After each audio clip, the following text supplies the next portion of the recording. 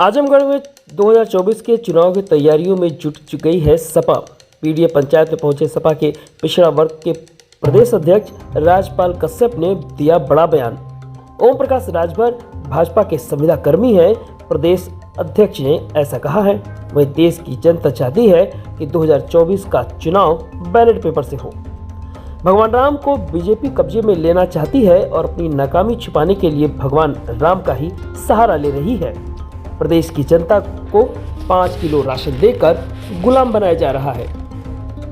बता दें कि 2024 के लोकसभा चुनाव होने हैं। वहीं तमाम दल अपने अपने दांव पेश खेल रहे हैं। वहीं उत्तर प्रदेश में सबसे मजबूत पार्टी के रूप में अपनी पहचान बनाने वाली सपा ने भी दांव खेलना शुरू कर दिए हैं। पीडीए पंचायत के रूप में अब हर जिले और लोकसभा स्तर पर पीडीए पंचायत सपा कर रही है। वहीं पिछड़ा वर्ग के प्रदेश अध्यक्ष राजपाल कश्यप एक बार फिर से अपने प्रचार प्रसार के दौरान आजमगढ़ लोकसभा पहुंचे हैं। वहीं उन्होंने खूब सारी बयानबाजी भी की है। जानिए राजपाल कश्यप ने क्या कुछ खास कहा। अमन कुमार की ये रिपोर्ट। में घोषित इमरजेंसी है, लोकतंत्र खत्म करना चाहती है बीजेपी। अरे बीजेपी क्यों डर रही है? अगर जनता चाह रही है कि बैलेट पेपर से मतदान हो और वो उनको बहुत घमंड है कि जनता हमको चाहती है, तो क्यों नहीं बैलेट पेपर से मतदान करा देते हैं? क्योंकि कोई इनको बीजेपी को नहीं चाहता है। बीजेपी जीत रही है अपनी बेईमानी से। अपने और 22 का भी चुनाव जो जीते हैं ये बेईमानी से जीते हैं। दूसरी बात, अभी आप बैलेट पेपर देखिए, जहां पढ़ा लिखा आदमी मतदान दिया था, अभी जो कर्मचारियों ने मतदान दिया बैलेट पेपर में, तो वो पता है कितने कितने लगभग 350 सीटें जीते हैं हम। इसीलिए तो घबरा रहे हैं। अब बैलेट पेपर से मतदान हो जाए, 80 की 80 लोकसभाएं साफ हो जाएंगी बीजेपी का, अता पता नहीं लगेगा देश में। 2024 में किस तरीके से प्लान है आपका? 2014 में आए थे माननीय अखिलेश यादव जी ने कहा है, और 2024 में इनकी विदाई कर देंगे, गुजरात भेज देंगे। अखिलेश यादव जी ने बहुत महत्वपूर्ण जवाब दिया था कि आजमगढ़ से उन्होंने बताया बहुत ऐतिहासिक जीत होने वाली है। निश्चित तौर पे ऐतिहासिक जीत होगी।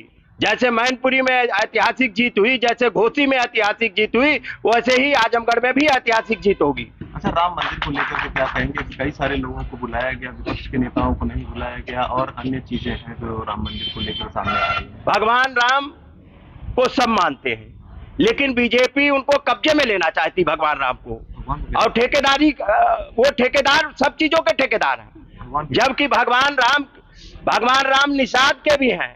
महाराजा निषाद राज ने उनके राज में जब गए थे पूरी सेवा की थी। अब इन्होंने निषादों के नाम पे सरकार बना ली, लेकिन कश्यप, निषाद, बिंद, धीमर, मल्ला, कहार, गुड़िया, माझी, मझवार, रैकवा, तुरहा, राजभर, भर, कुम्हार प्रजापतियों का आरक्षण छीन लिया। ये इतने बेईमान लोग हैं। ये निषादों को दिखाएंगे कि हम भगवान राम के साथ, लेकिन भगवान राम ने तो उस समय जमाने में न्याय दिया था।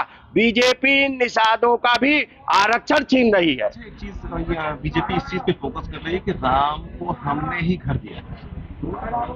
क्या राम को हमने ही अयोध्या में घर दिया है? क्या ये ऐसा आप मानते हैं? ये उसी बीजेपी हो सकता, उनको घमंड है कि भगवान राम से भी पहले पैदा हुए, इसलिए वो कहते हैं हमने पैदा किया, और ये भगवान राम का अपमान कर रहे हैं। अब मैं तो पूछना चाहता हूं कि भाई नई मूर्ति का क्या मतलब है?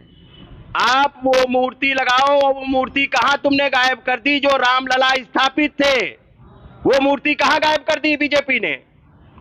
जो भगवान रामलला जो स्थापित थे, वो मूर्ति बीजेपी कहां गायब कर दी? क्योंकि बीजेपी बेईमान पार्टी है, भ्रष्टाचारी पार्टी है। जमीनों में भी घोटाला किया, इनके आप जान लीजिए चंदे में घोटाला किया, और आप जान लीजिए ये हम दलित, बैकवर्ड, आदिवासी, अल्पसंख्यकों को तो मंदिर में घुसने नहीं देते थे। सुब्रत पाठक जैसे लोग जो कन्नौज के सांसद हैं, बयान दे रहे हैं कि इनको मंदिर में न घुसने दिया जाए। ये बीजेपी की मानसिकता है। हम पिछड़े, दलित, आदिवासी, अल्पसंख्यकों को लगातार अपमानित करते रहे सुब्रत पाठक जैसे लोग, और बीजेपी ने ही माननीय अखिलेश यादव जी का घर गंगा जल से धुलवाया। ये हम दलित बैकवर्णों को तो अछूत समझते हैं। जब माननीय अखिलेश यादव जी को अछूत समझ रहे, तो हम मल्ला, निषाद, कोरी, धोबी और धानुक, मोराव और राजभर और चौहान की क्या गिनती है? ये केवल ये बीजेपी नाकाम हो गई हर मोर्चे पे।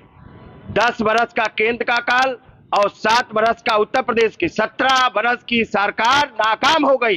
अब अपनी नाकामी छुपाने के लिए भगवान राम का सहारा ले रही है। अब भगवान राम भी